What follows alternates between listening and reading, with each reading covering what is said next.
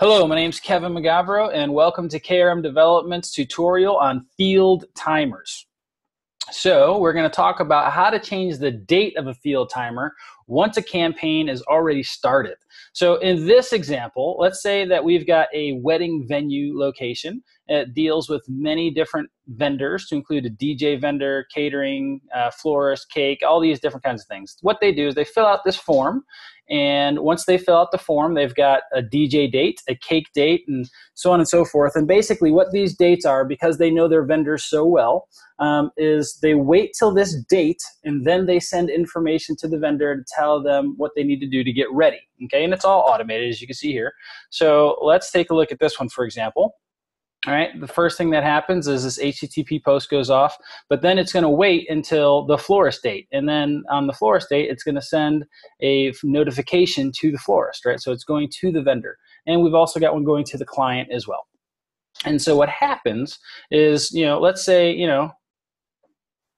the wedding date is on a specific date, and they've got the florist date here. But then, once this campaign starts, whatever date we had in here is locked. If we go back to the customer record and we change the date, it won't change it in the campaign.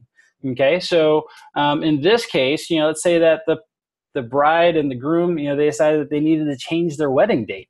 All right, so how do we go back in here now and make sure that these emails go out at the right time as opposed to the original wedding date time? Okay, so in this scenario, what we're going to need to do is we're going to need to actually pull the contact, just the one contact, out of the sequence and then put them back into the sequence so that they can have that date changed. And the way that we're able to do that is by creating this form. So let's take a quick look at this form. Again, it's an internal form that we're using. And the first part is, let's say we need to change the cake date. Okay, so when you fill out the form, you check that you need to change the cake date. And when you do that, it's going to apply one tag, right, which is a campaign tag, cake date change, right? And the reason that I use campaign tag, I like that category for this purpose because there is no other purpose for that tag other than to make sure that the campaign works, okay? And then we also put the date in here, right? So this is a custom field that we used in the original one. It's the same field, and we're just going to change the date. Now, by changing the date and checking this box and then hitting submit, what that'll do, particularly for, let's say, the cake, is when we apply the note or when we apply the tag, that's this tag here, change cake date. It will pull them out of that sequence. Okay, and this is the exact same tag, so it will push them back into the sequence, and it will recalculate the date because we've changed it in the form. So that is one way to pull them out of the sequence and put them back into the sequence. So this is good if you've got many individuals that are going through these sequences, and they all have different dates in there, right? So it's not a group of people with the same date. It's many individuals with different dates. Okay, so you create this form so that way you can kind of go back and change, just fill out the correct dates in there that you want to change to, hit submit, and make sure that you've got these two tags applied on either side of the sequence that have the field timers in there. Okay, so that is one scenario. Now the second scenario is, let's say that you're doing a webinar. And this one is actually due to Greg Jenkins. He's the one who actually brought my attention to this fix. So a big round of applause for Greg Jenkins.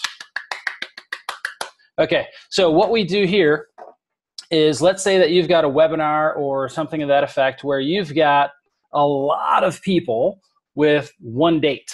Okay, so one way that we can change that is, let's say that the webinar is going to be on a certain date, and you've got this sequence set up already where they're going to get the first email, and a week before the event they're going to get one of how to prepare.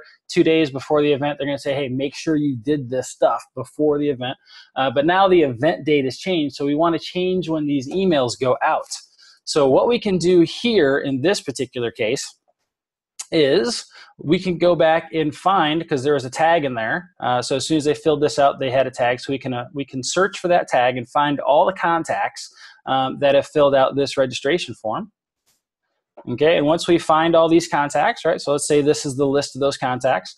We can go to Actions, and then we can go to Mass Update Contacts. And then from here, we can find, once you scroll down a little ways, you'll find custom fields, right? And then you find the custom field that you need to change, right? So you come in here and you can change the date. All right, and let's say that we need to, whatever, you can change the date to whatever the appropriate date is, and then you hit process actions, okay? So that's step number 1, is go find all those people, do a mass update, and change the date in their contact records. Then step 2 is we need to come into this sequence, and all we need to do is make a slight change to the sequence, anything, right, just to make it unpublished again. And so one way that you could do that is just go to this tag, you can open it up, and click save, okay? And so you'll see that it turns from a dark green to a light green with the little stripes on it. And so that means that something has changed in the campaign. Right now from here, if we hit publish, as soon as we publish, it will recalculate the date inside that sequence. So that is the second way to be able to change the date inside of a field timer once a campaign has started. Again, I hope this stuff is helpful for you guys. If you need a hand with this, you can always go and click the appointments tab on the website, and I'd be glad to step in and help you guys out and really just be a part of your team. So have a great day. Hopefully this helps, and we'll talk to you here real soon. Take care.